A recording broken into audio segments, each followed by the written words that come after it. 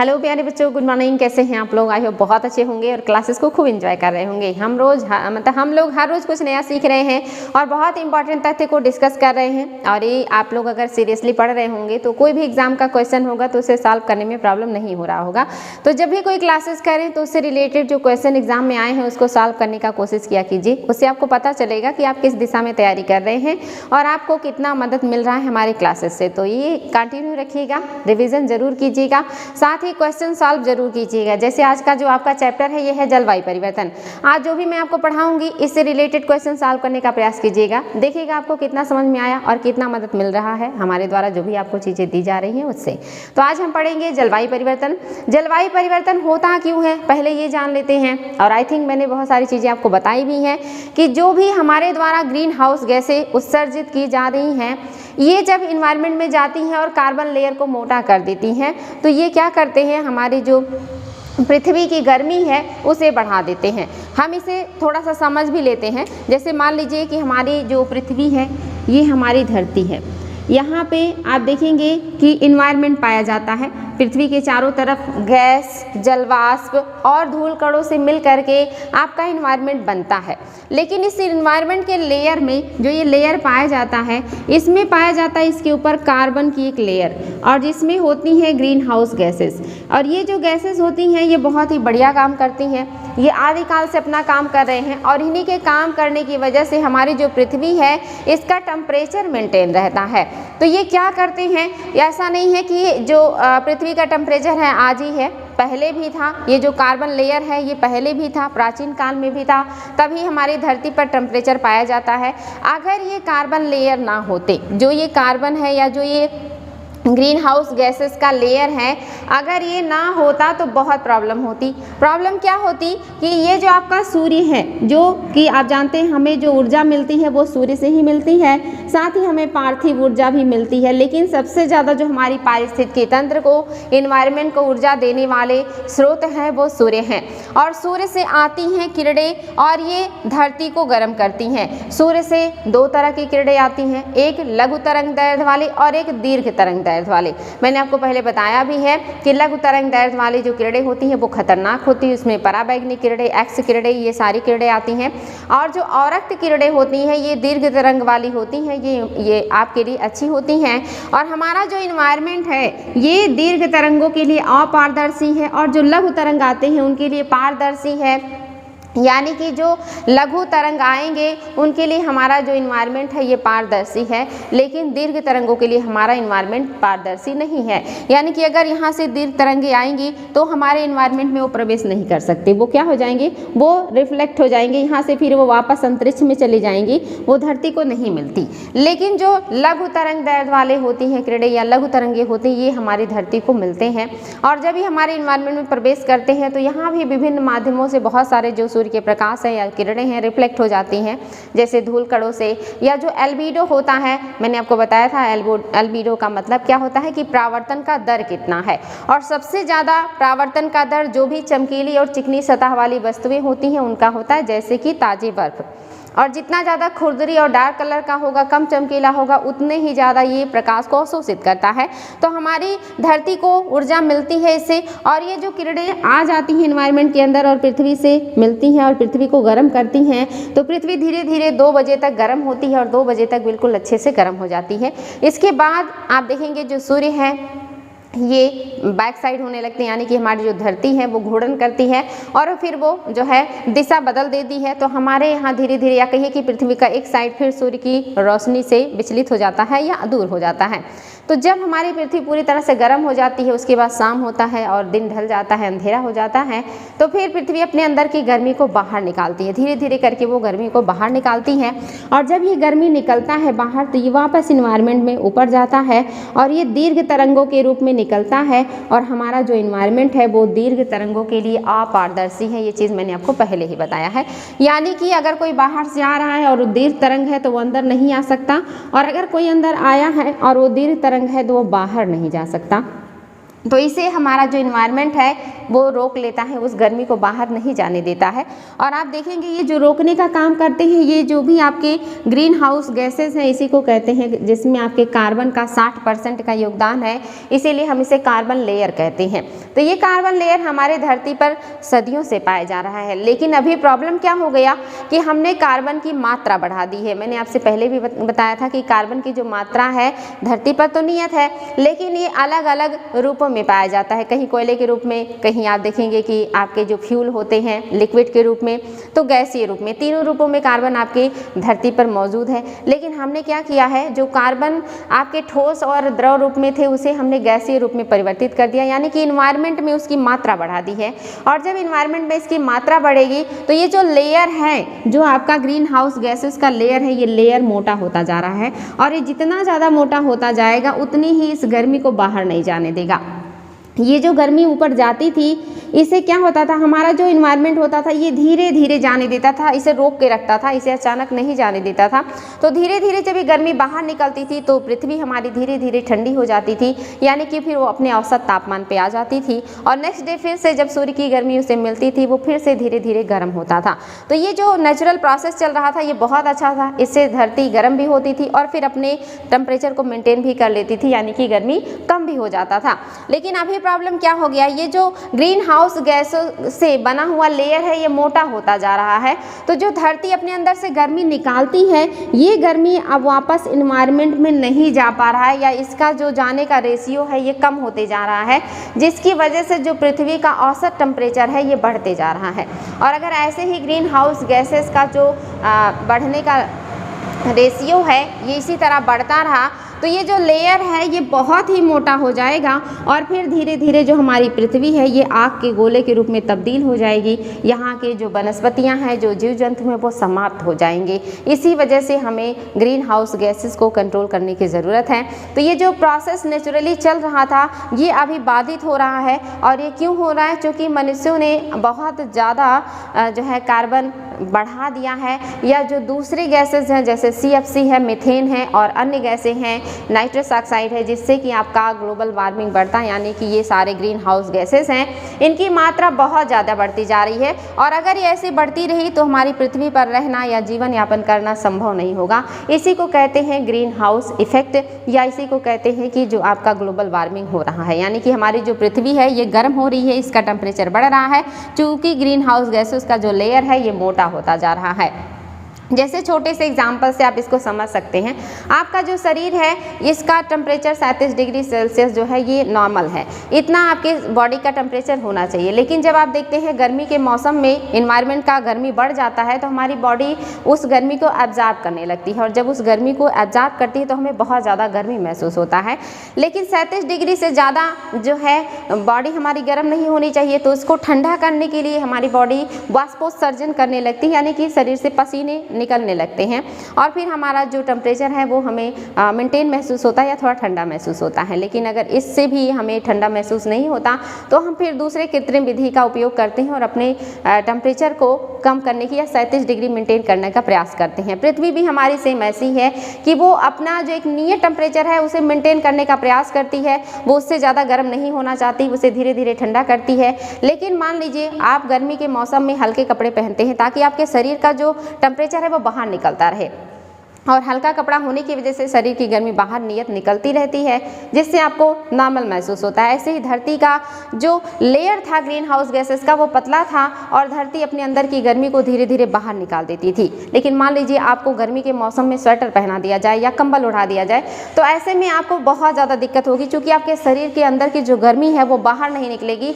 और ये ज़्यादा देर आप बर्दाश्त नहीं कर पाएंगे। कुछ ऐसी ही हालत आपकी धरती की हो गई है। अब उस पर हल्का कपड़ा नहीं बल्कि एक मोटा कंबल हो गया है, जो कि अब धरती की गर्मी को बाहर नहीं जाने दे रहा है, जिसकी वजह से गर्मी पे मतलब जो धरती पे रहने वाले जीव हैं अब उन्हें इतनी ज़्यादा असुविधा हो रही है। और अगर ये कंबल रजाई में बदल दिया जाए गर्मी में, या उसको डबल कर दिया जाए, तो सोचिए क्या स्थिति होगी। कुछ ऐसी स्थिति हमारी धरती की हो रही है, और अगर ऐसे टेम्परेचर बढ़ता रहा तो फिर जो है आप जानते हैं कि हम एक हद से ज़्यादा गर्मी नहीं बर्दाश्त कर सकते, एक हद से ज़्यादा ठंडी नहीं बर्दाश्त कर सकते। सेम ऐसे हमारी धरती भी एक हद से ज़्यादा गर्मी बर्दाश्त नहीं कर सकती, और फिर वो आग के गोले में तब्दील हो जाएगा।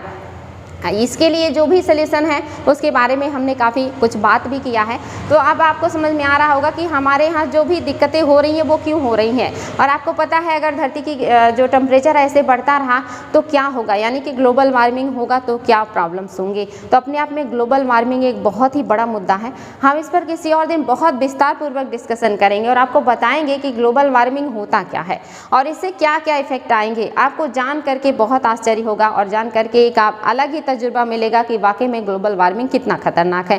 फिलहाल हम जलवायु परिवर्तन की बात कर रहे हैं कि जो हमारा जलवायु परिवर्तन है ये क्यों हो रहा है। तो ये हो रहा है क्योंकि ग्रीन हाउस गैसों का इफेक्ट हो रहा है और इफेक्ट बढ़ेगा ग्लोबल वार्मिंग होगा और ग्लोबल वार्मिंग होगा तो जलवायु परिवर्तन होगा। और इन सारी चीज़ों को प्रभावित करने वाली कौन सी चीज़ें हैं। तो आई थिंक ये प्रोसेस समझ में आ गया होगा बच्चों कि क्या होता है आपका ये ग्लोबल वार्मिंग बढ़ने का दर क्या है, कौन सी चीज़ें हैं जो ग्लोबल वार्मिंग में योगदान दे रही हैं और हम इसे कैसे कंट्रोल कर सकते हैं। इनको अगर हम कम कर दें, जो हमारे CFCs हैं, जो हमारे मीथेन है, जो हमारे कार्बन है, इनकी जो मात्रा है अगर हम इन्हें घटा दें तो हमारा जो ग्रीन हाउस इफेक्ट है ये कम हो जाएगा, धरती का टेम्परेचर कम हो जाएगा, ग्लोबल वार्मिंग कम हो जाएगा, तो अपने आप जलवायु जो है वो सामान्य हो जाएगा। तो बात कर लेते हैं कि सौर विकिरण में विभिन्नता, यानी कि हमारी धरती को जो सौर विकिरण मिलता है, सूर्य की जो ये गर्मी मिल रही है, जो टेम्परेचर मिल रहा है, इसमें विभिन्नता है, ये समान नहीं है। क्यों समान नहीं है या कौन सी विभिन्नता है वो देख लेते हैं। तो जैसे पहला है सौर कलंक चक्र। आपको पता है सूरज में ब्लैक स्पॉट पड़ते हैं, जो हमारा सूर्य है इस पे काले धब्बे पड़ते हैं, इसी को ब्लैक स्पॉट कहते हैं, इसी को सौर कलंक कहते हैं, यानी कि सूर्य पे कलंक। और जब इन स्पॉटों की संख्या बढ़ती है तो सूर्य से हमें ज़्यादा गर्मी मिलती है, तो उसका जो विकिरण है या कहिए कि गर्मी का जो रेशियो है ये बढ़ जाता है और धरती को ज़्यादा गर्मी मिलती है और ऐसे में धरती थोड़ा ज़्यादा गर्म हो जाती है। लेकिन अगर ये जो स्पॉट हैं, जो ये सौर कलंक है, इनकी जो संख्या है जब ये घट जाती है तो सूर्य से जो निकलने वाली विकिरण है उसकी दर भी घट जाती है, यानी कि धरती को मिलने वाला जो गर्मी है वो भी घट जाता है, तो पृथ्वी थोड़ी ठंडी हो जाती है। तो ये भी प्रभावित करता है सौर विकिरण को, सौर कलंक। ये चक्र चलता है, कभी सूर्य में स्पॉट बढ़ते हैं और कभी सूर्य में स्पॉट घटते हैं। तो जब भी बढ़ेंगे तो हमारी धरती को ज़्यादा गर्मी मिलेगा, ज़्यादा विकिरण मिलेगा। ये इंपॉर्टेंट है, एग्जाम में आ चुका है कि सौर कलंक बढ़ने से धरती को टेम्परेचर ज़्यादा मिलता है या कम मिलता है। तो जब भी सौर कलंक बढ़ेंगे तो धरती का टेम्परेचर बढ़ेगा, जब सौर कलंक घटेंगे तो आपकी धरती का टेम्परेचर भी कम होगा या धरती को मिलने वाला जो सौर विकिरण है उसके दर भी कम हो जाएगा। ये आपका पहला पॉइंट है। दूसरा है ज्वालामुखी उद्भेदन। ज्वालामुखी उद्भेदन भी क्या करता है, सूर्य से आने वाली किरणों को प्रभावित करता है। क्योंकि आप जानते हैं जब हमारा ज्वालामुखी उद्भेदन होता है तो ये बहुत ही बड़े पैमाने पे विभिन्न तरह के गैसें, एरोसॉल और साथ ही जलवाष्प बाहर निकलता है। और ऐसे में जब ये इन्वायरमेंट में फैल जाता है और अगर बहुत ज़्यादा ये ज्वालामुखी उद्भेदन हो गया है, लंबे टाइम तक हो गया, तो इन्वायरमेंट में ऐसे गैसें, ऐसे चीज़ों का, ऐसे पदार्थों का बहुत ज़्यादा फैलाव हो जाता है। और जो एरोसॉल नेचुरली निकलते हैं जैसे ज्वालामुखी उद्भेदन से या अन्य चीज़ों से, ये इन्वायरमेंट को ठंडा करते हैं। ठंडा कैसे करेंगे, क्योंकि आपको पता है जलवाष्प तो गर्मी देता है, लेकिन उससे निकलने वाले जो अन्य गैसें हैं, जो धुआं है, जो एरोसॉल है, ये क्या करेगा, ये छोटे छोटे ठोस कण होते हैं और जब सूर्य की किरणें धरती पर आती हैं तो इन्हीं कणों से टकरा करके रिफ्लेक्ट हो जाती हैं। तो ये क्या करते हैं, धरती का एल्बिडो बढ़ा देते हैं, यानी कि सूर्य के विकिरण का जो आता है उसका रिफ्लेक्शन बढ़ा देते हैं। धरती को वो किरणें नहीं मिलती हैं और वो हमारे इन्वायरमेंट से बड़े पैमाने पर रिफ्लेक्ट हो जाती हैं। और जब ये रिफ्लेक्ट हो जाएगा, धरती को नहीं मिलेगा, तो हमारी जो धरती है ये ठंडी हो जाएगी। इसी को कहते हैं एल्बिडो, यानी कि एल्बिडो अधिक होगा तो सूर्य विकिरण कम मिलेगा, एल्बिडो कम होगा तो सौर विकिरण ज़्यादा मिलेगा। तो जो आपके ज्वालामुखी हैं ये क्या करते हैं, ये एल्बिडो बढ़ा देते हैं धरती का, यानी कि सूर्य के द्वारा जो भी किरणें आती हैं उनका परावर्तन दर बढ़ा देती हैं, जिसकी वजह से हमारी पृथ्वी ठंडी होने लगती है। मैंने आपको इसके बारे में अगर नहीं बताया है तो डिटेल में और भी अच्छे से बताऊंगी कि क्या होता है, जो किस तरह की बातें हम कर रहे हैं। ग्लोबल वार्मिंग वाले चैप्टर में मैं आपको इसको और भी अच्छे से बताऊँगी, लेकिन इतना जान लें कि ज्वालामुखी उद्भेदन से हमारा इन्वायरमेंट ठंडा होता है। इसीलिए बहुत सारे विद्वान कहते हैं कि हमें ज्वालामुखी के अंदर बहुत सारे जो है आटम बम लगा करके विस्फोट करा देना चाहिए, ताकि ढेर सारा ज्वालामुखी उद्गार हो जाए और हमारा जो ग्लोबल वार्मिंग है वो कम हो जाए, क्योंकि सूर्य के प्रकाश का रिफ्लेक्शन दर बढ़ जाएगा। और इसके पहले के क्लास में मैंने आपको बताया भी होगा कि इसके पहले फिलीपींस में 1991 में एक बार ज्वालामुखी उद्भेदन हुआ था और वो इन्वायरमेंट पे इतना ज़्यादा जलवाष्प और जो है दूसरी गैसेस फैल गई थी कि वहाँ का जो इन्वायरमेंट है उससे ढक गया था और जिसकी वजह से पृथ्वी का टेम्परेचर 0.5 डिग्री सेल्सियस कम हो गया था। एकमात्र ज्वालामुखी के फटने से पृथ्वी का टेम्परेचर 0.5 डिग्री सेल्सियस घट गया था। तो ये घटना अपने आप में काफ़ी महत्वपूर्ण है। अगर ऐसे ही और उद्गार करवा दिए जाए तो पृथ्वी का टेम्परेचर थोड़ा घट सकता है, ऐसे विद्वानों का कहना है। तो ये क्या करेगा, ये भी सौर विकिरण को प्रभावित करने वाला कारक है। तो कभी एग्जाम में बन जाए कि इनमें से कौन कौन सा है जो सौर विकिरण को प्रभावित करता है, तो ये सारे होंगे। और कभी इसमें कुछ और मिला दे तो आप उसको एलिमिनेट करना जाने, तो ये इंपॉर्टेंट है आपके लिए। नेक्स्ट है पृथ्वी की कक्षा में परिवर्तन। हमारी जो पृथ्वी की कक्षा है ये भी बदलती रहती है। आप देखते हैं हमारी जो पृथ्वी है क्या दीर्घ वृत्ताकार में सूर्य का परिक्रमा करता है। जैसे मान लीजिए सूरज है तो हमारी जो पृथ्वी है वो इस तरह से परिक्रमा करती है, यानी कि कभी ये पास होती है और कभी ये दूर होती है। और जब ये पास होती है तो इसको कहते हैं, आप देखेंगे जो है उपसौर, और जब दूर होती है तो इसे कहते हैं अपसौर। उपसौर के समय जो हमारी पृथ्वी होती है वो सूर्य के सबसे करीब होती है और ये टाइम होता है आपकी 3 जनवरी का। और जब अपसौर होता है यानी कि हमारी जो पृथ्वी है सूर्य से सबसे दूर होती है तो ये 4 जुलाई होता है। याद रखेंगे बच्चों, एग्जाम में आता है 4 जुलाई और ये आपका है 3 जनवरी। ये आप इम्पॉर्टेंट डेट है, याद रखेंगे, एग्जाम में ये आ जाता है कि उपसौर और अपसौर। ये आपका उपसौर है, उपसौर, और ये आपका है अपसौर। ये एग्ज़ाम में आता है कि बताएं बच्चों, जब पृथ्वी सबसे नज़दीक होगा तो वो कौन सा डेट होगा या वो क्या कहलाएगा, और जब वो सबसे दूर होगी कौन सा डेट होगा और वो क्या कहलाएगा। तो हमारी जो पृथ्वी है ये दीर्घ वृत्ताकार में सूर्य की परिक्रमा करती, यानी कि इसका जो पथ है ये दीर्घ वृत्ताकार है। कभी ये पास आती है और कभी ये दूर जाती है। और जब ये पास आएगी तो 3 जनवरी उपसौर होगा और जब ये दूर जाएगी तो ये आपका 4 जुलाई अपसौर होगा। इससे आपको एक बहुत ही बढ़िया तथ्य निकल के आ रहा है। अगर हम बात करें उत्तरी गोलार्ध और दक्षिणी गोलार्ध की, तो सबसे ज़्यादा जो सूर्य की गर्मी है वो किसे मिलेगी? आप बताएं कि जो सबसे ज़्यादा गर्मी है वो किसे मिलेगी, उत्तरी गोलार्ध को या दक्षिणी गोलार्ध को? अगर आप इस नियम को जानते हैं और आपने इसको फील किया है तो आपको पता होना चाहिए कि 3 जनवरी यानी कि आपका आ गया है जनवरी का महीना। अभी आज 31 दिसंबर है और आपका जनवरी का महीना आ गया है, तो आपको यहाँ क्या महसूस हो रहा है कि हमारे यहाँ ठंडा हो गया, यानी कि उत्तरी गोलार्ध में ठंडा हो चुका है। और आपके दक्षिणी गोलार्ध में इस समय गर्मी बहुत ज़्यादा पड़ रहा, दक्षिणी गोलार्ध में गर्मी बहुत ज़्यादा पड़ रहा होगा। तो इस नियम के अकॉर्डिंग 3 जनवरी को पृथ्वी हमारी सूर्य के सबसे नज़दीक होगी, यानी कि इस समय जो हमारी पृथ्वी है ये सूर्य के सबसे नज़दीक है, लेकिन हमें उसका इफेक्ट महसूस नहीं हो रहा है, क्योंकि इस समय जो पृथ्वी का दक्षिणी गोलार्ध है ये सूर्य के सामने है। इस समय आप देखेंगे तो सबसे ज़्यादा पृथ्वी को गर्मी मिल रही है, यानी कि ये जो स्थिति होती है ये सबसे गर्मी का होता है। इस समय अगर आप देखेंगे तो दक्षिणी गोलार्ध को गर्मी बहुत ज़्यादा मिल रही है। इसका मतलब क्या हुआ कि उत्तरी गोलार्ध की अपेक्षा दक्षिणी गोलार्ध में गर्मी कहीं ज़्यादा पड़ रही होगी या उसको सौर विकिरण ज़्यादा मिल रहा होगा। इस तथ्य से आपको पता चल रहा है, क्योंकि जब 4 जुलाई आएगा उस समय जो हमारी धरती होगी वो उत्तरी गोलार्ध में होगी और आपको 4 जुलाई के समय कितना ज़्यादा उमस भरी गर्मी महसूस होती है, बिल्कुल कहीं राहत महसूस नहीं होता, जबकि उस समय पृथ्वी सूर्य से सबसे दूर होती है, जब वो उत्तरी गोलार्ध हमारा जो है वो सूर्य के सामने होता है। यानी कि 4 जुलाई के समय हमारी पृथ्वी सूर्य से सबसे दूर होगी, वो 4 जुलाई होगा। उस समय हमें कितना गर्मी महसूस होता है, क्योंकि हम उत्तरी गोलार्ध और कर्क रेखा के पास हैं तो हम फील कर सकते हैं कि गर्मी बहुत ज़्यादा महसूस होता है।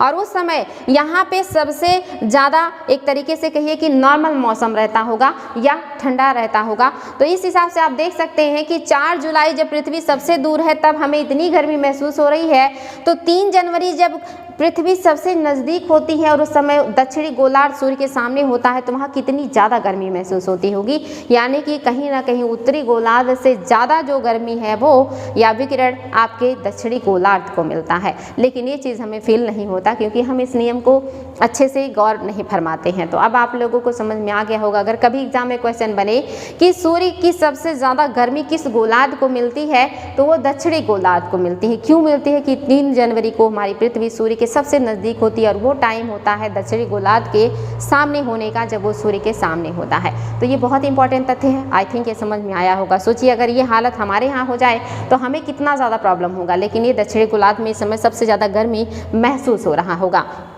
तो ये है आपका, ये आप देख रहे होंगे ये स्थिति क्या कर रही, प्रभावित कर रही, क्योंकि दूर जा रही है तो गर्मी कम मिल रहा है, पास आ रही है तो गर्मी ज़्यादा मिल रहा है, यानी कि ये भी सौर विकिरण को प्रभावित करता है। मिलने वाले जो सौर विकिरण है धरती को, ये प्रभावित होते हैं इस क्रिया से। नेक्स्ट जो है आपका, ये है पृथ्वी की कक्षा में परिवर्तन। अच्छा, ये तो हो गया महाद्वीपीय विस्थापन। जो महाद्वीपीय विस्थापन है ये भी क्या करता है, प्रभावित करता है। इसके अलावा आप देखेंगे पृथ्वी का जो घूर्णन है ये भी प्रभावित करता है, क्योंकि आपको पता है 24 घंटे में हमारी जो पृथ्वी है ये एक चक्कर लगा लेती है, जिसकी वजह से हमारे यहाँ दिन रात होते हैं। तो इसकी वजह से क्या होता है, एक पार्ट गर्म होता है, दूसरा ठंडा हो जाता है, दूसरा गर्म होता है, फिर ठंडा हो जाता है। तो इस प्रोसेस से भी हमें बराबर सौर विकिरण नहीं मिलता है। साथ ही जो हमारी पृथ्वी का तिर्यक झुकाव है, यानी कि जो अपने अक्ष पर 23.5 डिग्री झुकी हुई है, इससे भी सूर्य के विकिरण से एक तरीके से प्रभावित होता है। क्योंकि झुकी होने की वजह से बराबर टेम्परेचर सारे जो एरिया है धरती के वो नहीं मिलते। जो झुका वाला इलाका है वो सामने आता है और उस पर ज़्यादा गर्मी महसूस होती है, और अपेक्षाकृत ध्रुवों की तरफ जाएंगे तो गर्मी का जो रेशियो है ये घट जाता है। और अगर हमारी धरती झुकी हुई ना होती तो सबको समान टेम्परेचर या कहिए कि समान रूप से गर्मी मिल सकती थी। तो पृथ्वी का तिर्यक होना भी इसके लिए जिम्मेदार है, पृथ्वी का घूर्णन भी है, पृथ्वी का जो दीर्घ कक्षा में चक्रण है ये भी जिम्मेदार है, ज्वालामुखी भी है, सौर कलंक भी है, ये सारी चीज़ें। साथ ही जो आपका महाद्वीपीय विस्थापन है, क्योंकि हमारा जो महाद्वीप है पहले आप जानते हैं कि ये 0 डिग्री के आसपास लगभग सारे महाद्वीप एक दूसरे से सटे हुए थे। पैंजिया नामक महाद्वीप हुआ करता था, और फिर अफ्रीका महाद्वीप से आप देखेंगे जो जो दक्षिणी अमेरिका है वो दूर हो गया। फिर हमारा जो इंडिया है ये भी अफ्रीका महाद्वीप से टूट करके जो है उत्तर की तरफ खिसक गया। ऑस्ट्रेलिया और आपका जो देखेंगे दक्षिणी ध्रुव है ये भी माना जाता है कि अफ्रीका महाद्वीप से सटा हुआ था। यानी कि इन सब को जो गर्मी है ये लगभग बराबर मिल रही थी, टेम्परेचर अच्छा था यहाँ पे। लेकिन विस्थापन की वजह से ये सारे जो महाद्वीप थे या जो सारे स्थलखंड थे ये अब 0 से दूर चले गए, और 0 से दूर जाने की वजह से इनको मिलने वाला जो टेम्परेचर था ये कम हो गया, ये प्रभावित हो गया। आप देखेंगे अगर अंटार्कटिका महाद्वीप आपके अफ्रीका महाद्वीप से सटा होता तो वहाँ पर ये बर्फ़ की जो चादरें हैं ये नहीं होती, यानी कि वहाँ पे चादर पाया जा रहा है। तो कहीं ना कहीं इसके लिए महाद्वीपीय विस्थापन जिम्मेदार है। अगर हम इस थ्योरी में विश्वास करते हैं तो ये सच है कि ये भी क्या करता है, सौर विकिरण को प्रभावित करता है। तो अब आपको इतने सारे पॉइंट्स मिल गए हैं कि कौन कौन सी चीज़ें हैं जो सौर विकिरण को, धरती पर आने वाले जो विकिरण है उसको प्रभावित करती हैं। आई होप बच्चों आपको समझ में आया होगा कि ये सब क्या हैं, ये नियम किस तरह से प्रभावित करते हैं। ये बहुत इंपॉर्टेंट है आपके IAS के एग्ज़ाम हो या वनडे एग्ज़ाम, और साथ ही आपको एक मतलब जो है थिंकिंग डेवलप करने के लिए, आपका एक नॉलेज बढ़ाने के लिए भी ये सारी चीज़ें बहुत ज़रूरी हैं। क्योंकि आप एक मनुष्य हैं और मनुष्य एक सोचने वाला प्राणी है, वो इन सारी चीज़ों से घिरा हुआ है, फील करता है। तो उसे इन सारी चीज़ों के बारे में पता होना चाहिए कि हमारी जो पृथ्वी है इससे जुड़ी हुई जो चीज़ें हैं या जो सूर्य से मिलने वाली गर्मी है उससे कौन कौन सी चीज़ें हैं जो प्रभावित करती हैं। तो एग्ज़ाम ही नहीं, जनरल नॉलेज के लिए भी ये सारी चीज़ें पता होनी चाहिए। आगे क्या है, तो इतनी सारी चीज़ें हैं जो सौर विकिरण को प्रभावित करती हैं, जिसकी वजह से सौर विकिरण में विभिन्नता होती है, कम ज़्यादा होता रहता रेशियो। मानव जनित कारकों का जलवायु परिवर्तन पर प्रभाव, यानी कि जो मानव है इसके द्वारा कौन कौन सी चीज़ें की जाती हैं जिसकी वजह से जलवायु में परिवर्तन आते हैं। तो आपका पहला है संसाधनों का दुरुपयोग, यानी कि संसाधनों का जब हम दुरुपयोग करेंगे तो जलवायु परिवर्तन होगा। मैंने इसके पहले क्लास में बताया था कि गांधी जी ने कहा था कि जो हमारी प्रकृति है, जो हमारा नेचर है, ये हमारी ज़रूरतों को पूरा कर सकती, हमारी लालच को नहीं। और जब हमारा लालच बढ़ता है तो हम किसी भी चीज़ का दुरुपयोग करना शुरू कर देते हैं, और जब भी आप किसी भी चीज़ का दुरुपयोग करेंगे तो उसका दुष्परिणाम सामने आएगा। तो हम क्या कर रहे हैं, अपने संसाधनों का दुष्प्रयोग कर रहे हैं। हम एक्स्ट्रा कोयला, एक्स्ट्रा आपके पेट्रोलियम, एक्स्ट्रा पेड़ पौधों का कटान, एक्स्ट्रा हर चीज़ कर रहे हैं, यानी कि इन सारे संसाधनों का दुरुपयोग कर रहे हैं, जिसकी वजह से क्या हो रहा है, संसाधन हमारे जो है वो हमारी ज़रूरतों को पूरा करने की बजाय वो अब हमारे लिए नुकसानदेह हो रहे हैं। क्योंकि अगर हम इनका दुरुपयोग करेंगे तो दुष्परिणाम तो सामने आएगा ही। तो हमने प्राकृतिक संसाधनों का दुरुपयोग बहुत ज़्यादा किया है, जिसकी वजह से अब प्रॉब्लम हो रही है। दूसरा है नगरीकरण एवं तीव्र औद्योगिकरण। हमने बहुत तेजी से नगरीकरण किया और साथ ही औद्योगिकरण भी किया है। बहुत सारे नगरों का विकास करने में बहुत सारे ऐसे चीज़ों का डेवलपमेंट करना पड़ता है जो हमारे इन्वायरमेंट के लिए अच्छा नहीं है। साथ ही औद्योगिकरण कितना खतरनाक है आप इस बात को समझ सकते होंगे, क्योंकि औद्योगिकरण की ही देन है जो आपका ग्लोबल वार्मिंग हुआ है। ये जो औद्योगिकरण है इसी ने इतना ज़्यादा टेम्परेचर बढ़ाया हमारी धरती का। औद्योगिकरण के पहले हमारी धरती बिल्कुल सामान्य थी, कोई इस तरह की परेशानी नहीं थी। लेकिन जो यूरोपीय कंट्रीज़ हैं, जो अमेरिका जैसे देश हैं, जो डेवलपिंग कंट्रीज़ हैं, जहाँ पे बहुत पहले औद्योगिकरण आ गया था, उन्होंने इतना ज़्यादा ऐसे गैसों का रिलीज़ किया जो इन्वायरमेंट में आई और उन्होंने ग्लोबल वार्मिंग बढ़ा दिया। तो औद्योगिकरण सबसे बड़ा जो है फैक्टर है आपके ग्लोबल वार्मिंग बढ़ाने का, और ग्लोबल वार्मिंग ही सबसे बड़ा रीज़न है आपके जलवायु परिवर्तन का। तो ये दोनों जो फैक्ट हैं अपने आप में काफ़ी इंपॉर्टेंट है, इन्होंने सबसे ज़्यादा योगदान दिया है ग्लोबल वार्मिंग में। ईंधन का ह्रास, जीवाश्म ईंधन का प्रयोग आदि, यानी कि जो भी ईंधन है उनका क्या हो रहा है, ह्रास हो रहा है, कम हो रहा है। ह्रास क्यों हो रहा है? क्योंकि हम अत्यधिक उपयोग कर रहे हैं, हम हद से ज़्यादा उपयोग कर रहे हैं और इसकी वजह से ईंधन जो है वो समाप्त हो रहे हैं और उनमें जो गैसें घुली हुई हैं वो इन्वायरमेंट में आ रही हैं और ग्लोबल वार्मिंग बढ़ा रही हैं। तो ये अपने आप में काफ़ी इंपॉर्टेंट है बच्चों कि ईंधन का ह्रास या जीवाश्म ईंधनों का प्रयोग भी जलवायु परिवर्तन में एक महत्वपूर्ण रोल निभा रहा है। बड़े पैमाने पर भू उपयोग में बदलाव, यानी कि निर्वनीकरण। हमने क्या किया है, निर्वनीकरण कर दिया है। और मैंने आपको बताया भी था कि जब भी जो आपके वन है ये कटेंगे तो कार्बन की मात्रा बढ़ेगी, क्योंकि ये क्या करते हैं, बड़े पैमाने पे कार्बन को अवशोषित करते हैं। ग्रीन सिंक हैं ये, यानी कि अवशोषक हैं ये। और जब भी पेड़ कटेंगे तो बड़े पैमाने पे ग्लोबल वार्मिंग होगा। और पेड़ ही नहीं, पेड़ काटने के बाद वहाँ पे आप कृषि करेंगे और कृषि करेंगे तो वहाँ पे धान वगैरह अगर लगाते हैं तो उससे आप जानते हैं मीथेन निकलता है। और अगर वहाँ पे कृषि के जगह उद्योग धंधे लगा रहे हैं तब तो वो तो और भी ज़्यादा खतरनाक है।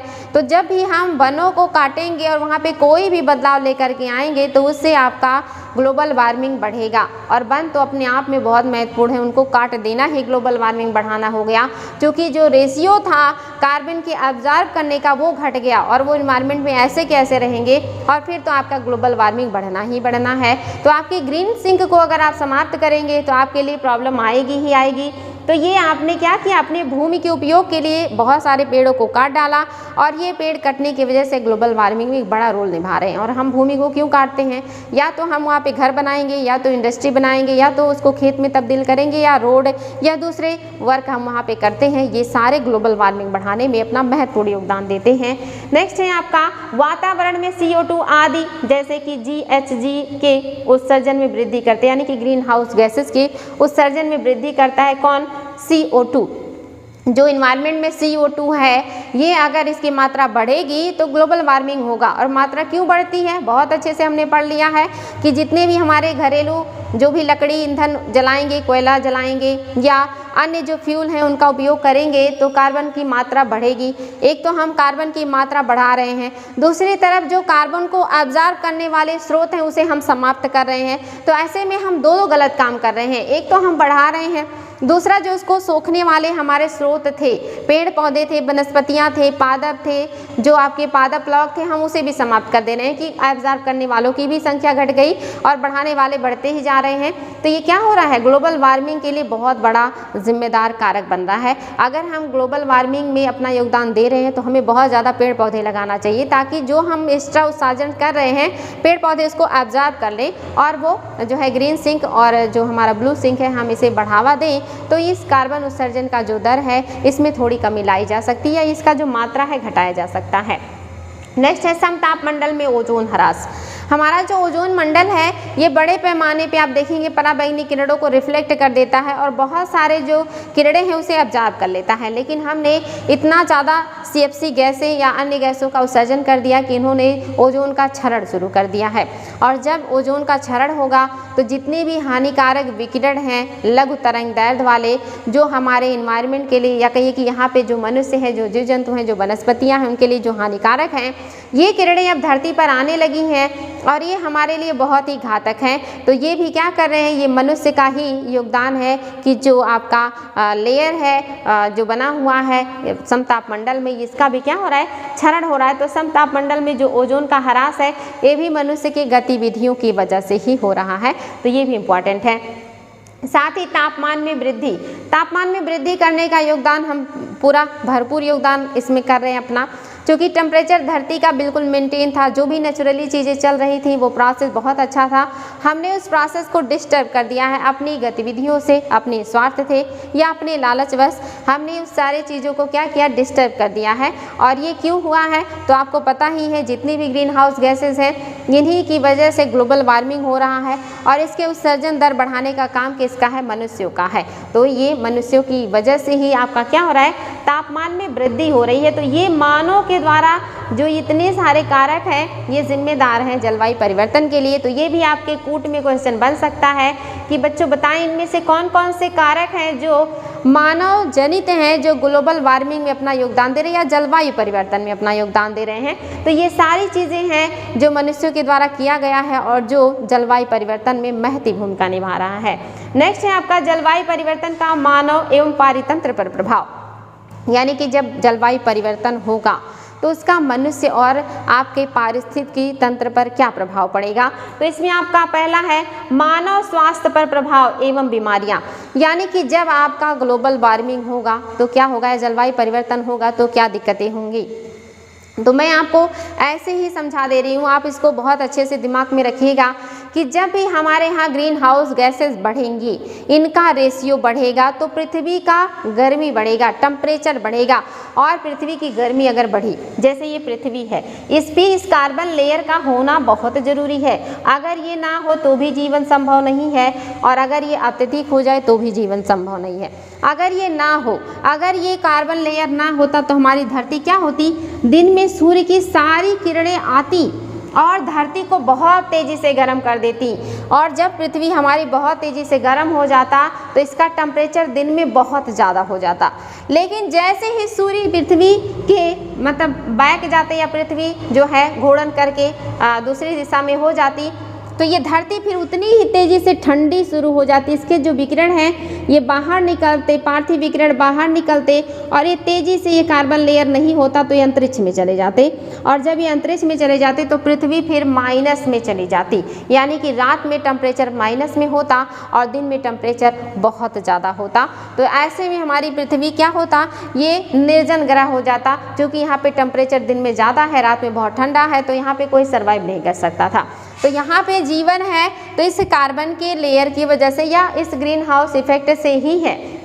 लेकिन प्रॉब्लम क्या है, ये लेयर मोटा होता जा रहा है और अगर ये मोटा हो जाएगा तो फिर क्या प्रॉब्लम होगा, अब आपको समझ में आ ही गया होगा। तो अभी क्या हो रहा है, ये मोटा हो रहा है और मोटा होने की वजह से पृथ्वी की गर्मी बहुत ज़्यादा बढ़ रही है। और जब पृथ्वी की गर्मी बढ़ेगी तो सबसे बड़ा जो या कहिए कि जो सबसे नाजुक चीज़ें हैं आपकी ग्लेशियर्स, ये क्या होंगे, ये तेज़ी से पिघल जाएंगे। और आपको पता है दक्षिणी गोलार्ध का जो आपका सीधा पूरा का पूरा अंटार्कटिका महाद्वीप है पूरा बर्फ से ढका हुआ। अगर एक महाद्वीप का बर्फ पूरा पिघलेगा तो समुद्र में कितना ज़्यादा जल स्तर बढ़ेगा। साथ ही आप देखेंगे उत्तरी ध्रुव, साइबेरिया, ये सारे बर्फ से ढके हुए हैं। आपका कनाडा, अलास्का, यूरोपीय कंट्रीज़ के जो जितने भी पहाड़ी पर्वतीय इलाके हैं ये सारे, यहाँ सबकी बर्फ़ पिघल जाएंगी। आपके हिमालय का बर्फ़ पिघल जाएगा और ये सारे कहाँ जाएंगे, समुद्रों में चले जाएंगे।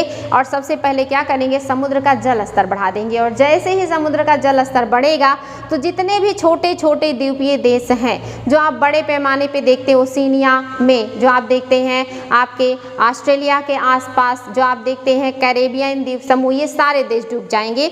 जितने भी छोटे देश हैं उनका अस्तित्व समाप्त हो जाएगा। और आपको पता है जब इनका अस्तित्व समाप्त होगा तो फिर उसके लिए क्या होगा, झगड़ा शुरू हो जाएगा। क्योंकि जो भी आपके ग्लोबल वार्मिंग है ये बढ़ाने का काम यूरोपीय कंट्रीज़, अमेरिका और डेवलपिंग कंट्री ने किया है और वो बड़े लैंड के हकदार हैं, उनके पास बड़ा लैंड है तो उनका तो कोस्टल एरियाज डूबेगा। लेकिन जो छोटे छोटे देश है जिनकी कोई गलती नहीं है उनका तो पूरा का पूरा दुनिया ही समाप्त हो जाएगा। और फिर उसके वजह से कहीं ना कहीं तनाव बढ़ेगा, युद्ध की आशंका बढ़ेगी, या कहिए कि विश्व में जो है आर्थिक, सामाजिक, राजनीतिक हर तरह की स्थिति बिगड़ जाएगी।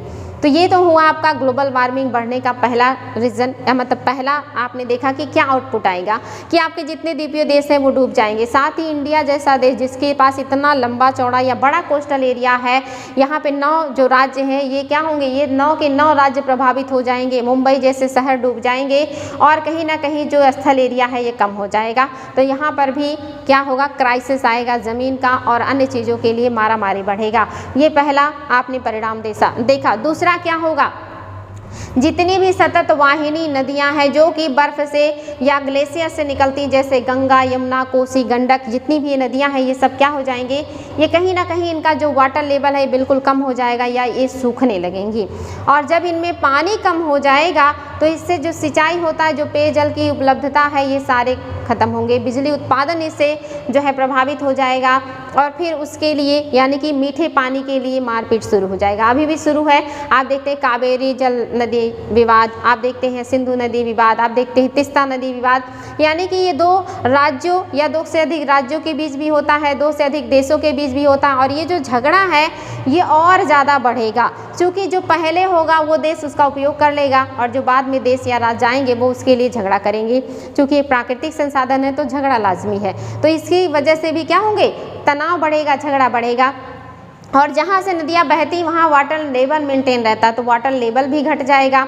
तो ये तो हो गया आपके मीठे पानी के सोर्सेस पे सबसे बड़ा खतरा आएगा, जो हमारे पास बहुत ही कम है, बहुत ही लिमिटेड हैं। और ये इस तरह से आप देखेंगे कि अगर नदियों का पानी समाप्त हो जाएगा तो सिंचाई के लिए हम ज़्यादा से ज़्यादा भूमि से पानी निकालेंगे, पीने के लिए हम भूमि से पानी निकालेंगे, अन्य उपयोगों के लिए हम भूमि से पानी निकालेंगे। और जो हमारे भूमि के अंदर पानी लेवल है ये बहुत तेज़ी से घटेगा और बहुत सारे राज्यों में तो पानी ही नहीं होगा और अरेबियन कंट्रीज जैसे लोगों को पानी खरीदना पड़ेगा। तो आपने देखा कि भूमि स्तर का पानी भी कम हो जाएगा, साथ ही जो स्थल पर वाटर होगा, जो झील होंगी, जो नदियां होंगी, जो तालाब होंगे, टेम्परेचर बढ़ने से उनका वाष्पोत्सर्जन दर बढ़ जाएगा। यानी कि जो वाष्पोत्सर्जन होता है या कहिए कि एक तरीके से गर्मी होने के बाद आपका जो वाष्प है वो तब्दील हो जाता है या पानी वाष्प में तब्दील हो जाता है, ये दर बढ़ जाएगा। तो तेज़ी से आपके वैसे भी जो जलाशय हैं वो सूखने लगेंगे और वो पानी वहाँ से वाष्प में तब्दील होकर के हट जाएगा। इस तरह से मीठे पानी के जो सोर्सेज हैं ये धीरे धीरे समाप्त होने लगेंगे और जैसे जैसे समाप्त होंगे तो पानी के लिए फिर झगड़ा हर जगह शुरू हो जाएगा। तो ये आपने देखा दूसरा परिणाम क्या होगा। तीसरा, एक सारी चीज़ें तो अपनी जगह हैं, तीसरा क्या होगा कि जो चक्रवातों का दर है ये बढ़ेगा। अगर चक्रवात बहुत ज़्यादा नहीं भी आते हैं तो इनकी तीव्रता बढ़ जाएगी। और तीव्रता कैसे बढ़ेगी, आपको पता है कि जब भी वाटर का जो एरिया है वो गर्म होता है तो वहाँ पे निम्न वायुदाब बनता है और अगर वो बहुत तेज़ी से गर्म हो रहा है तो बहुत तेज़ी से निम्न वायुदाब बनेगा और जब तेज़ी से निम्न वायुदाब बनेगा तो उसको भरने के लिए तेज़ी से हवाएँ आएंगी और जब वहाँ पे तेज़ी से हवाएँ आएंगी तो चक्रवातों का जो घूमने का या जो तीव्रता है वो बहुत ज़्यादा बढ़ेगा और फिर वो क्या करेंगे, जितने भी कोस्टल एरियाज़ हैं उनको तबाह करेंगे और देश के अन्य राज्यों को भी ये तबाह करेंगे। यानी कि दर तो बढ़ेगा ही बढ़ेगा, साथ ही उनकी जो तीव्रता है, उनका जो भयानक स्थिति है वो और ज़्यादा भयानक हो जाएगा और फिर ये बड़े पैमाने पर तबाही लाएंगे। तो इससे चक्रवातों का दर बढ़ गया। सेम ऐसे ही स्थल पर जब निम्न वायुदाब बनेगा, स्थल बहुत तेज़ी से गर्म होगा तो यहाँ पर भी क्या होगा, जो है हवाएं भरने के लिए आएंगी और वो समुद्र से स्थल की तरफ पानी लेकर के आएंगी और कहीं पर जहाँ पर वर्षा का माहौल बनता है, जैसे कि मासिन राम हो गया, जैसे कि आपका पश्चिमी घाट हो गया, जैसे कि आपके पूर्वी उत्तर प्रदेश, बिहार, पश्चिम बंगाल के इलाके जहाँ पानी की पर्याप्त मात्रा ऐसे ही बरसता है वहाँ पर बाढ़ आएगा, क्योंकि वहाँ पे बहुत कम टाइम में बहुत भयानक वर्षा होगी, क्योंकि निम्न वायुदाब का क्षेत्र और जो उसका तीव्रता है वो बढ़ेगा तो वर्षा का रेशियो बढ़ेगा और बहुत भयंकर वर्षा होगी और जब बहुत भयंकर वर्षा होगी तो बाढ़ आएगा। और बाढ़ आप जानते हैं एक प्राकृतिक आपदा है, इससे निपटना किसी के बस की बात नहीं है। वहीं बात करेंगे राजस्थान की, जहाँ पर पानी बरसने का कोई औचित्य नहीं बनता, वहाँ पर और ज़्यादा गर्मी आएगा और वहाँ पर जो थोड़ी बहुत वनस्पतियाँ हैं, जो थोड़ा बहुत पानी है वो भी समाप्त हो जाएगा और वो इलाका बिल्कुल निर्जन हो जाएगा, क्योंकि उसे जो थोड़ा बहुत पानी मिल भी रहा था अब वो नहीं मिलेगा या जो वहाँ पे है वो भी तेज़ी से वाष्पित हो जाएगा। तो आप देख रहे हैं कि कितना खतरनाक स्थिति बनेगा। और जब ऐसे बेमौसम बारिश होगा, बेरेशियो बारिश होगा, बाढ़ सूखा आएगा जो है कहीं सूखा होगा बहुत भयंकर, कहीं बाढ़ होगा बहुत भयंकर, तो बीमारियां बढ़ेंगी, महामारी बढ़ेगा। कहीं पे बारिश होगा इतना ज़्यादा तो वहाँ पे नमी बढ़ेगी, नमी बढ़ेगी तो बैक्टीरिया, कवक और वायरस सक्रिय होंगे और फिर वो महामारी लाएंगे, बीमारी लाएंगे, मलेरिया, चिकनगुनिया और डेंगू जैसे बीमारी फैलेंगे और इससे भी जो लोग हैं ये प्रभावित हो जाएंगे। इसके अलावा इतना ही नहीं, अभी कहानी ख़त्म नहीं हुई है, इतना ही नहीं, स्थल पे जो आपके पौधे हैं जब टेम्परेचर बढ़ेगा तो इनका प्रकाश संश्लेषण का दर बढ़ जाएगा और प्रकाश संश्लेषण का दर बढ़ने का मतलब कि वो भोजन बनाएंगे तेज़ी से। ये एक सकारात्मक चीज़ है, लेकिन इसके कोई फ़ायदे नहीं होंगे। रीज़न क्या है? जो हमारे पेड़ पौधे वो बहुत तेज़ी से भोजन बनाएंगे, उनका ग्रोथिंग तेज़ी से होगा, बहुत तेज़ी से बढ़ेंगे, बहुत तेज़ी से काम करेंगे, लेकिन प्रॉब्लम क्या होगा? जितना ज़्यादा वो भोजन बनाएंगे उतना ज़्यादा भोजन बनाने के बाद भी भोजन का जो ओवरऑल उत्पादन है वो घट जाएगा, उत्पादकता बढ़ेगी, उत्पादन घट जाएगा। कितना अजीब लग रहा होगा आपको सुन के कि कैसे हो सकता है ये, जब उत्पादकता बढ़ रही है तो उत्पादन क्यों घटेगा? उत्पादन भी बढ़ना चाहिए, लेकिन ऐसा नहीं होगा क्योंकि आपको पता है कहीं पे सूखा होगा, कहीं पे बाढ़ होगा तो वहाँ की तो फसल तबाह हो जाएगी। जहाँ पे सूखा होगा, जहाँ पे बाढ़ होगा वहाँ तो उत्पादन नहीं होगा और जहाँ होगा वहाँ ज़्यादा होगा, यानी कि ज़्यादा होने के बावजूद भी ओवरऑल उत्पादन कम हो जाएगा क्योंकि ज़्यादा से ज़्यादा जो इलाके हैं वो सूखे और बाढ़ की चपेट में आ जाएंगे, जिसकी वजह से वहाँ उत्पादन नहीं हो पाएगा और इस तरह से ओवरऑल उत्पादन घट जाएगा। और जब ओवरऑल उत्पादन घटेगा तो भोजन की क्राइसिस आएंगे और जब क्राइसिस आएंगी तो उसके लिए भी फिर आप जानते हैं कि तनाव बढ़ेगा।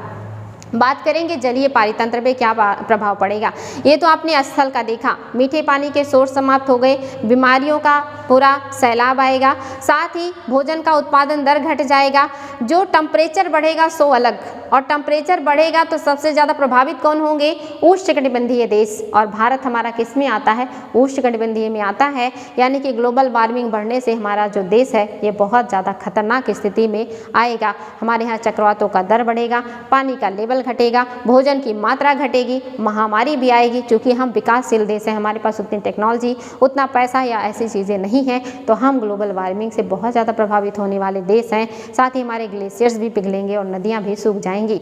तो आप बात कर रहे थे कि जो हमारी पृथ्वी है इसमें क्या क्या, तो भारत आपका क्या है? उष्णकटिबंधीय देश है, यानी कि टेम्परेचर बढ़ेगा। मैंने क्या बात की कि जो आपका सबसे ज़्यादा प्रभावित होगा वो उष्णकटिबंधीय देश प्रभावित होंगे। 3 कटिबंध आपके पूरे धरती पर पाए जाते हैं, या ओवरऑल कहेंगे तो 7 हो जाएंगे। ये उष्णकटिबंधीय है, ये आपका शीतोष्ण है और ये शीत है, और इसी तरह से इधर भी आएंगे, यानी कि 5 आप कह सकते हैं, 2 ऊपर 2 नीचे और 1 बीच में। तो जब सबसे ज़्यादा प्रभावित होंगे वो उष्णकटिबंधीय वाले इलाके होंगे। क्यों होंगे? क्योंकि आपको पता है कि जो ये इलाके हैं यहाँ ठंडा है, यहाँ बहुत ठंडा है, यहीं पे गर्मी है, और जब गर्मी बढ़ेगी तो गर्मी कहाँ की बढ़ेगी? उष्णकटिबंधीय क्षेत्रों की गर्मी बढ़ेगी। यानी कि अभी इतने टेम्परेचर में रहना हमारे लिए इतना मुश्किल हो रहा है, और जब टेम्परेचर बहुत ज़्यादा बढ़ेगा तो हमारे लिए कितना मुश्किलें आने वाली हैं। और इससे कौन प्रभावित होंगे? उष्णकटिबंधीय। क्योंकि ये पहले ठंडे में हैं तो इनके यहाँ थोड़ी गर्मी बढ़ जाएगी, इनका तो बहुत ज़्यादा प्रभाव नहीं आएगा, थोड़ी सी गर्मी आ जाएगी, ये इलाका थोड़ा और गर्म हो जाएगा, ग्लेशियर्स पिघल जाएंगे। लेकिन यहाँ का जो इलाका होगा, यहाँ पे जो आप देखेंगे मरुस्थल है वो और ज़्यादा बढ़ जाएंगे, जो पानी वाले इलाके हैं वहाँ बाढ़ ही बाढ़ होगा, और जहाँ नहीं तहाँ इतनी गर्मी होगी, इतना ज़्यादा टेम्परेचर महसूस होगा कि वहाँ पे जीवन यापन करना संभव नहीं होगा। और ये जो आपकी पेटियाँ हैं ये भी क्या करेंगी? शिफ्ट कर जाएंगी। जो आपका ये उष्णकटिबंधीय पेटियाँ हम मानते हैं कि जो है 23 तक पाए जाते हैं, ये 30 तक चली जाएंगी, 30 से प्लस चली जाएंगी, क्योंकि ये टेम्परेचर बढ़ गया, और टेम्परेचर के आधार पर ही हम क्या कहते हैं? कटिबंध का निर्धारण करते हैं। जैसा टेम्परेचर वैसा कटिबंध। और जब टेम्परेचर बढ़ेगा, यहाँ पे गर्मी का रेशियो बढ़ेगा, तो इसका इफेक्ट इधर भी तो आएगा, और ये इलाके क्या होंगे? ये और ज़्यादा ऊपर तक गर्म हो जाएंगे, उष्णकटिबंधीय क्षेत्र का विस्तार हो जाएगा, उष्णकटिबंधीय जो पेटी है ये ज़्यादा दूर में फैल जाएगी, और जो आपकी पेटियाँ हैं ये भी शिफ्ट कर जाएंगे। ये जो आपका शीतोष्ण है ये और ऊपर चला जाएगा, शीत जो है वो और सिमट के रह जाएगा। सबसे ज़्यादा विस्तार उष्णकटिबंधीय इलाके का होगा, और सबसे ज़्यादा प्रभावित यही होंगे। इन्हीं को सबसे ज़्यादा टेम्परेचर, सबसे ज़्यादा बाढ़, सबसे ज़्यादा सूखा, सबसे ज़्यादा चक्रवात झेले नहीं पड़ेंगे। तो ये इलाका सबसे ज़्यादा सेंसिटिव होगा, सबसे ज़्यादा खतरनाक होगा, सबसे ज़्यादा तबाही यहीं पे आएगी। ये तो आपकी बात हो गई स्थल की। स्थल पे क्या क्या इफेक्ट आएंगे, यानी कि कुछ भी नहीं बचा है। अगर ग्लोबल वार्मिंग होगा तो कुछ भी नहीं बचेगा। जल में क्या आएगा, क्या स्थिति होगी। आपको पता है आपकी धरती का 3 हिस्सा जो है वो जल से ढका हुआ, मात्र एक स्थल है या एक हिस्सा है जो स्थल पे है। तो यहाँ पे क्या दिक्कतें आएंगी, तो जो आपके जलीय पारितंत्र है ये पृथ्वी या धरती से भी ज़्यादा सेंसिटिव है। यहाँ पे टेम्परेचर का और भी ज़्यादा खतरनाक इफेक्ट देखने को मिलेगा, क्योंकि आपको पता है कि जब भी टेम्परेचर बढ़ेगा तो जो आपका प्रकाश संश्लेषण दर बढ़ जाएगा। और आपके जो समुद्रों में है वो कोरल ही हैं जो फाउंडेशन का काम करते हैं, जैव विविधता को अपने ऊपर धारण करने का काम करते हैं। और इन कोरल के ऊपर होते हैं जू प्लैंक्टन्स, और जू प्लैंक्टन्स जो होते हैं इनके अंदर होता है क्लोरोफिल, और इस क्लोरोफिल की वजह से ये होते हैं कलरफुल, और इनके कलरफुल होने की वजह से जो आपके कोरल हैं ये इतने खूबसूरत और कलरफुल दिखते हैं। और जब आपके जो प्लैंक्टन्स पानी गर्म होने पर उनका प्रकाश संश्लेषण दर बढ़ेगा तो वो ऑक्सीजन ज़्यादा से ज़्यादा मात्रा में रिलीज करेंगे और भोजन बनाने का दर बढ़ा देंगे। और ये ऑक्सीजन जब कोरल के अंदर जाएगा, उसके फेफड़े में जाएगा, तो कोरल को अनईजी महसूस होगा, उसको दिक्कत होगी, तो वो अपने ऊपर से जू प्लैंक्टन्स को हटा देगा। और जब जू प्लैंक्टन्स उसके ऊपर से हट जाएंगे, उसका आवास समाप्त हो जाएगा, तो जू प्लैंक्टन समाप्त हो जाएंगे। और दूसरी तरफ जो कोरल है उसे भोजन नहीं मिलेगा तो कोरल समाप्त हो जाएगा। और जब कोरल और जू प्लैंक्टन समाप्त हो जाएंगे तो उसको ग्रहण करने वाले शाकाहारी जीव जंतु समाप्त हो जाएंगे। और जब जो शाकाहारी जीव जंतु वो नहीं रहेंगे तो मांसाहारियों को भोजन कहाँ से मिलेगा। तो ऐसे में अगर टेम्परेचर बढ़ा तो पहला आपने देखा कि क्या होगा, जो प्रकाश संश्लेषण की दर है ये बढ़ेगी और ये ठीक नहीं है। दूसरा, अगर जल गर्म करते हैं तो इसमें ऑक्सीजन धारण करने की क्षमता घट जाती है, जितना ज़्यादा गर्म करेंगे उतना ही ऑक्सीजन की क्षमता घट जाती है। और अगर वाटर गर्म होगा ग्लोबल वार्मिंग से तो ऑक्सीजन धारण करने की क्षमता घटेगी, और जब ऑक्सीजन नहीं होगा जल में तो जलीय जो जीव हैं वो सांस कैसे लेंगे, और फिर उनका दम घुटेगा और उनकी भी मृत्यु हो जाएगी। अब आप सोच सकते हैं कि इतना बड़ा जल पारितंत्र जो भोजन, खनिज लवण और अन्य सारी चीज़ों के लिए हम जिस पर निर्भर हैं वो समाप्त हो जाएगा, वहाँ की जैव विविधता नष्ट हो जाएगी। और आपको पता है सबसे ज़्यादा जो ऑक्सीजन की सप्लाई करते हैं, सबसे ज़्यादा जो कार्बन का अवशोषण करते हैं वो जलीय पारितंत्र करते हैं। और जब आपका कार्बन का अवशोषण दर घट जाएगा, ऑक्सीजन रिलीज करने की क्षमता या दर या क्वांटिटी घट जाएगी, तो कहीं ना कहीं धरती पर ऑक्सीजन की मात्रा घटेगी। और ऑक्सीजन की मात्रा घटेगी तो स्थल के जीव जंतु और वनस्पतियाँ भी प्रभावित होंगे। साथ ही जो आपका कार्बन एब्जॉर्ब करते थे फाइटोप्लैंक्टन्स, अब वो एब्जॉर्ब नहीं करेंगे तो ग्लोबल वार्मिंग और ज़्यादा बढ़ जाएगा। इस तरह से जो पूरी पृथ्वी है वो समाप्त होने की कगार पे आ जाएगी, क्योंकि आपका ना तो जलीय पारितंत्र बचेगा और ना ही आपका स्थलीय पारितंत्र बचेगा। कहीं भी जीवन यापन करना अपने आप में मुश्किल हो जाएगा। ये है ग्लोबल वार्मिंग का दुष्प्रभाव। तो ये अपने आप में काफ़ी इम्पॉर्टेंट है। आई होप आपको ये समझ में आ रहा होगा बच्चों।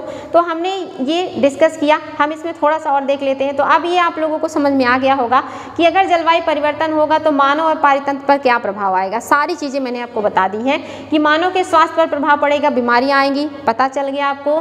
कृषि एवं भोजन सुरक्षा तथा आहार गुणवत्ता में प्रभाव पड़ेगा, यानी कि भोजन उत्पादन ही नहीं होगा तो आहार की गुणवत्ता भी प्रभावित होगी, साथ ही उसका रेशियो भी प्रभावित होगा और इसके लिए झगड़ा होगा। इसके अलावा पारितंत्र एवं जैव विविधता भी प्रभावित होगा। जब कहीं बाढ़ आएगा, सूखा आएगा तो अपने आप पारितंत्र तबाह हो जाएगा, समाप्त हो जाएगा। और जब पारितंत्र तबाह और समाप्त होगा तो इससे भी क्या होगा, बहुत नेगेटिव इम्पैक्ट आएगा। जल के लिए तनाव एवं जल असुरक्षा बढ़ेगा। जब पानी का रेशियो घटेगा, नदियों में पानी नहीं रहेगा, तालाबों में पानी नहीं रहेगा, झीलों में पानी नहीं रहेगा, स्थल के नीचे पानी नहीं रहेगा तो तनाव तो बढ़ेगा ही। लड़ाई तो होनी ही है, वो देशों के बीच भी होगा और राज्यों के बीच भी होगा, जो अभी भी हो रहा है। तो ये स्थिति भी आएगी, समझ में आ गया होगा। ग्लेशियर्स पिघल जाएंगे, मैंने आपको बता दिया ग्लेशियर्स पिघल जाएंगे, वहाँ का पारितंत्र समाप्त हो जाएगा और फिर समुद्र का जल स्तर बढ़ेगा, ये दिक्कत होगी। इसके अलावा क्या होगा, वायुमंडलीय एवं समुद्री तापमान में वृद्धि होगा। समझ में आ गया होगा कि क्या क्या दिक्कतें आएंगी। टेम्परेचर तो बढ़ेगा, पेटियां शिफ्ट करेंगी, और उसके बाद आपके जलीय पारितंत्र पे क्या प्रभाव पड़ेगा, स्थलीय पारितंत्र पे क्या प्रभाव होगा, सब कुछ आपको बताया मैंने। साथ ही आपके भूमि संसाधन पर प्रभाव, यानी कि संसाधन पर तो प्रभाव आएगा ही। जब स्थल पे आपके देखेंगे कि चक्रवात आएंगे, स्थलीय इलाके को तबाह करेंगे, जो आप देखेंगे जल स्तर बढ़ेगा तो जितने कोस्टल एरियाज के इलाके हैं सब डूब जाएंगे। जहाँ बाढ़ आएगा उत्पादन नहीं होगा, सूखा होगा उत्पादन नहीं होगा, महामारी आएगी तो भी दिक्कतें होंगी, ये सारी प्रॉब्लम होगा। अत्यधिक कठोर एवं मौसमी घटनाएं, यानी कि मौसमी घटनाएं क्या होंगी, अत्यधिक कठोर होंगी। जहाँ वर्षा होगा वहाँ वर्षा ही वर्षा होगा, बाढ़ ही बाढ़ होगा। जहाँ सूखा होगा वहाँ सूखा ही सूखा होगा, गर्मी ही गर्मी होगी। और स्थलीय इलाकों में या जो तटीय इलाके हैं यहाँ चक्रवातों की तीव्रता बढ़ जाएगी, दर के साथ साथ तीव्रता भी बढ़ जाएगी, यानी कि ये काफ़ी प्रचंड रूप धारण करेगा और फिर तबाही बहुत ज़्यादा आएगी। ये सारी चीज़ें आप लोगों के क्या हो गए, जलवायु परिवर्तन से पारितंत्र और मानव पे क्या प्रभाव होंगे, ये सारी चीज़ें आपको समझ में आ ही गई होंगी।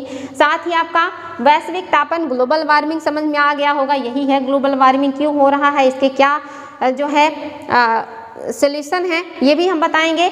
हरित गृह क्या है, आप समझ में आ गया होगा, हरित गृह गैस का मतलब क्या होता है।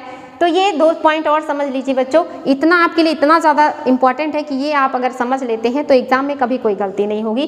तो वैश्विक तापन क्या है, यानी कि ये जो आपका ग्रीन हाउस इफेक्ट है ये बढ़ेगा तो ग्लोबल वार्मिंग आएगा, और ग्लोबल वार्मिंग आएगा तो ये इतनी सारी चीज़ें लाएगा और जिसकी वजह से जीवन समाप्त हो जाएगा। तो ये वैश्विक तापन समझ में आया होगा। इसका क्या सोल्यूशन है, सोल्यूशन ये है कि जितनी भी हानिकारक गैसें हैं CFC की जगह हम कोई और गैस उपयोग करें, मीथेन का दर जो इतना ज़्यादा है इसको कम करें, साथ ही कार्बन उत्सर्जन की जो दर है उसे घटाएं। और घटाएंगे कैसे, हम उसकी जगह स्वच्छ ऊर्जा, नवीकरणीय ऊर्जा का उपयोग करें, जैसे सौर ऊर्जा, जैसे पवन ऊर्जा, जैसे जल ऊर्जा, जैसे भूतापीय ऊर्जा, जैसे बायोमास। ऐसी चीज़ों का अगर हम उपयोग करते हैं तो कार्बन का जो उत्सर्जन दर है ये घटेगा, और जब ये घटेगा तो ये हमारे लिए कहीं ना कहीं फायदा होगा। और दूसरा हम और क्या कर सकते हैं, हम ग्रीन सिंक का डेवलपमेंट करें, हम ब्लू सिंक का डेवलपमेंट करें, यानी कि स्थल पर हम ज़्यादा से ज़्यादा पौधे लगाएं, जलीय क्षेत्र के पारिस्थितिकी तंत्र को हम जो है मेंटेन करें, संरक्षित करें, ताकि वहाँ पे भी फाइटोप्लैंक्टन्स का विकास हो। और ये सारे जो कार्बन का दर है इसको घटाएं, इसको अवशोषित करें, इन्वायरमेंट से जो कार्बन का मात्रा है उसे कम करें, और इस तरह से भी हम ग्लोबल वार्मिंग को कम कर सकते हैं। इसके अलावा आप इसके बारे में आप देखेंगे कि कोई अरेबियन कंट्रीज़ के बहुत ही अरबपति व्यक्ति थे, बहुत ज़्यादा उनके पास पैसा था, और जब उन्हें ये सारी चीज़ें पता चली कि धरती समाप्त हो जाएगी, ऐसी स्थिति आएगी, तो उन्होंने कहा कि अगर कोई मुझे इसका सोल्यूशन बता दे तो मैं उसे अपनी सारी संपत्ति दान में दे दूँगा। उन्हें लगा कि धरती को बचाने से बड़ा कोई काम नहीं हो सकता। तो वहाँ पे विद्वानों ने या कहिए कि वैज्ञानिकों ने जो है अपना अपना शोध किया और उन्होंने कुछ राय दी। उसको भी जान लीजिए कि हमारे यहाँ के विद्वानों ने या कहिए विश्व के विद्वानों ने क्या राय दी थी। तो पहला राय उन्होंने दिया कि हम जो ज्वालामुखी हैं उनके अंदर आटम बम्स लगा करके विस्फोट करा देते हैं, और जब विस्फोट हो जाएगा तो बहुत सारे ज्वालामुखी से जो निकलने वाले पदार्थ होंगे वो इन्वायरमेंट में फैल जाएंगे, और जब वो इन्वायरमेंट में फैल जाएंगे तो जो हमारी किरणें आ रही हैं सूर्य से, जिसकी वजह से हमारी धरती गर्म होती है, वो किरणें आना कम कर देंगी, और जब आना कम करेंगी तो अपने आप धरती जो है वो ठंडा हो जाएगा। क्योंकि जब भी आप देखते हैं गर्मी में हमें गर्मी क्यों लगता है, क्योंकि हमें ज़्यादा सूर्य की रोशनी मिलती है। ठंडी में हमें ठंडी क्यों लगता है, क्योंकि हमें कम सूर्य की रोशनी मिलती है। तो उन्होंने कहा कि सूर्य के प्रकाश का या सूर्य की जो किरणें का रिफ्लेक्शन दर बढ़ा देते हैं, इससे हमारी धरती ठंडी हो जाएगी, ग्लोबल वार्मिंग कम हो जाएगा। लेकिन ये इतना आसान नहीं है कि आप किसी भी जो है ज्वालामुखी में बम रख करके उसका विस्फोट करा दें। एक नेचुरल प्रोसेस है, आप इसे कितना सक्सेसफुल कर पाएंगे अपने आप में अभी इसका कोई बहुत सटीक हमारे पास आंसर नहीं है। दूसरे वैज्ञानिक ने कहा कि हमारे पास इतना बड़ा जल पारितंत्र है, 3 हिस्सा जलीय जल है, तो हम क्यों ना उसमें ऐसे पोषक तत्वों का छिड़काव कर दें जिससे वहाँ पे बहुत सारे फाइटोप्लैंक्टन्स का विकास हो जाए और वो इन्वायरमेंट के ज़्यादा से ज़्यादा कार्बन को एब्जॉर्ब कर लें। तो इससे भी ग्लोबल वार्मिंग में थोड़ा सा कम हो जाएगा, क्योंकि 60% योगदान कार्बन का है, और अगर इसका दर घट जाएगा तो ग्लोबल वार्मिंग कम हो जाएगा। लेकिन ये सुनने में तो अच्छा लग रहा है और आसान भी लग रहा है, लेकिन इससे पारिस्थितिकी तंत्र जो समुद्र का है या जो जल का है उस पर क्या इम्पैक्ट आएगा, अभी इस पर शोध करना बाकी है, अभी इस पर शोध नहीं हो पाया। ये एक राय था या कहिए कि एक लोगों के द्वारा सुझाया गया एक तरीका था जिस पर शोध करना बाकी है। पहले शोध किया जाए कि इससे क्या दिक्कतें होंगी, कहीं ऐसा ना हो हमारा जल पारितंत्र जो है वो तबाह हो जाए, तो इस पर शोध हो जाए तो ये तरीका अपनाया जा सकता है। तीसरा तरीका विद्वान ने बताया कि पृथ्वी पे 1-1 किलोमीटर 4-4 किलोमीटर या ऐसे बहुत बहुत दूरी तक जो है आईने लगा दिए जाए, यानी कि शीशा लगा दिया जाए जो सूर्य के प्रकाश को रिफ्लेक्ट करते हो, और फिर वो धरती पर आने वाले प्रकाश को या किरणों को रिफ्लेक्ट कर देंगे, अंतरिक्ष में चले जाएंगे और धरती पे गर्मी नहीं आएगी, और फिर क्या होगा, हमारी धरती ठंडी हो जाएगी। लेकिन ये अपने आप में बहुत महंगी तकनीक है। ये कैसे करेंगे और कौन करेगा और कौन इसमें पैसे इन्वेस्ट करेगा और ये कितना संभव हो पाएगा, ये भी अपने आप में बहुत ही मुश्किल है, और ये कितना कारगर होगा ये भी कोई नहीं जानता। तो ये आपके हो गए 3 तरीके जो बताए गए। और कुछ विद्वानों ने कहा कि ऐसे कृत्रिम ट्री लगाए जाएं, पेड़ लगाए जाएं और उससे क्या किया जाए, कार्बन का उसमें ऑब्जर्व किया जाए और फिर उन पेड़ों को ज़मीन के नीचे दबा दिया जाए। इससे भी कार्बन की मात्रा घट जाएगी। लेकिन ये भी अपने आप में काफ़ी महंगी तकनीक है और ये कैसे ऑब्जर्व होगा और कैसे इसको हम ख़त्म कर पाएंगे, ये सारे विद्वानों के द्वारा दिए गए राय हैं जो आप जो है समझ सकते हैं। और कुछ विद्वान तो ऐसे कहते हैं कि कृत्रिम बादल बना दिया जाए और जब भी आप देखते हैं हमारे यहाँ बादल छा जाते हैं तो सूर्य की किरणें धरती पर नहीं आती, तो यहाँ पर सूर्य का जो प्रकाश है या जो किरणें हैं वो धरती पे नहीं आएंगी। तो कृत्रिम बादल का उपयोग जो है बना दिया जाए पच्छाद मेघों में, यानी कि जो सबसे ऊपरी मेघ होता है वहाँ पे कृत्रिम बादल बना दिया जाए या ऐसे पदार्थों का उपयोग कर दिया जाए जो प्रकाश का रिफ्लेक्शन बढ़ा दे ऊपर की तरफ, वो नीचे ना आए, तब भी हमारा ग्लोबल वार्मिंग कम हो जाएगा। तो इस तरह के लोग सल्यूशन निकाल रहे हैं, लेकिन अभी इस पर बहुत ज़्यादा शोध नहीं हुआ है। इस वजह से अभी कोई भी तरीका उपयोग में नहीं लाया जा सकता। अभी इस पर और ज़्यादा शोध की ज़रूरत है, इसके पॉजिटिव नेगेटिव पॉइंट्स को समझने की ज़रूरत है, तब हम शायद इसे अपने ऊपर इम्प्लीमेंट कर पाएँ। लेकिन सबसे अच्छा तरीका है कि पेड़ पौधे ज़्यादा से ज़्यादा लगाएं और दूसरी जो है चीज़ों का उपयोग करें जिससे कार्बन का जो उत्सर्जन दर है ये कम हो जाए। ये सबसे स्वच्छ और आसान प्रौद्योगिकी है, कम खर्चालू है और ज़्यादा जो है सेहतमंद है। तो ये तरीका है ग्लोबल वार्मिंग को कम करने का, मैंने आपको तरीका भी बता दिया है। हरित गृह आपने जान ही लिया, जो भी गैसें आपके ग्लोबल वार्मिंग को बढ़ाने का काम करते हैं, कार्बन है, नाइट्रस ऑक्साइड है, मीथेन है, जितने CFC हैं ये सारे हैं। लेकिन इसमें कार्बन उतना ज़्यादा देखिए ओवरऑल इसका संख्या ज़्यादा है या क्वांटिटी ज़्यादा है, लेकिन हानिकारक इससे भी कहीं 5 गुना ज़्यादा आपका जो है वो मीथेन है और उसका भी कई 100 गुना ज़्यादा आपका हानिकारक CFC है। लेकिन इनके अणुओं की जो संख्या है ये कम है, इनकी मात्रा कम है, लेकिन ये ज़्यादा हानिकारक है। अगर इनको भी रिप्लेस किया जाए तो ग्लोबल वार्मिंग में कमी लाया जा सकता है। इसके अलावा जलवाष्प भी आपके ग्लोबल वार्मिंग का काम करता है, लेकिन जलवाष्प चूँकि आपके इन्वायरमेंट पे स्थिर नहीं रहता इसलिए नुकसानदेह नहीं है। जब भी इसकी मात्रा बढ़ेगी तो ये संघनित होकर बारिश हो जाता है और जलवाष्प की मात्रा लगभग मेंटेन रहती है। और ये सब जगह भी समान नहीं है, ध्रुवों के पास सबसे कम है, जीरो के पास सबसे ज़्यादा है और इन्वायरमेंट में जैसे जैसे ऊपर जाएंगे इसकी मात्रा घटती जाती है। तो ये हमेशा इन्वायरमेंट में समान नहीं रहती और हर जगह समान नहीं रहती, इसलिए इससे बहुत ज़्यादा नुकसान नहीं है। लेकिन ये भी ग्लोबल वार्मिंग में अपना योगदान देती है। ये बहुत ज़्यादा गर्मी को ऑब्जर्व करके इन्वायरमेंट को गर्म करती है, इसीलिए इसे पृथ्वी का कंबल कहा जाता है। तो ये सारे बच्चों आई होप आज ये इंपॉर्टेंट तथ्य है, ये मोस्ट इंपॉर्टेंट है, आपके लिए इतना पर्याप्त है। इसे बार बार रिवीजन कीजिएगा और जितने भी पॉइंट्स मैंने बताए हैं इसको नोट कीजिएगा, फील कीजिएगा, एग्जाम में लिखने में और क्वेश्चन को सही करने में आपको बहुत ही मदद मिलेगा। बहुत ही आसानी से आप सारी चीज़ों को याद भी कर लेंगे और आपको बिल्कुल बर्डन महसूस नहीं होगा। तो आज की क्लास आपके लिए बहुत ही ज़्यादा इंपॉर्टेंट है, इसको ज़रूर 2-4 बार सुनिएगा, नोट कीजिएगा। आज के लिए इतना ही, बाकी पॉइंट्स को कल डिस्कस करेंगे। Thank you.